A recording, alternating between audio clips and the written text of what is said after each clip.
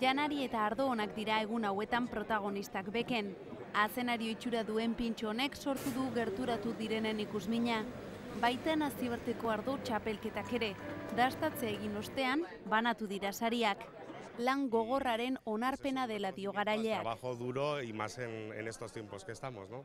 Fokusen 3. edizio honetan besteak beste Koreatik ekarritako arroz ardoa dastatu dezakegu.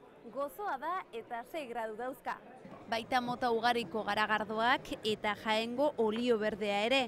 Turismoari begira gastronomiak garrantzi handia du. Azkenean gastronomiak mugitzen ditu bisitariak eta hortan inbertitzen ari dira eta horregatik erabaki genuen antolatzea nazioarteko kongresu hau, berez eta erantzuna oso ona izan da, berez sektore oso garrantzitsu bat bihurtzen ari delako. Asteazken arte ekitaldi ugari daude antolatuta Barakaldo beken, besteak beste olio eta txakoli dasta.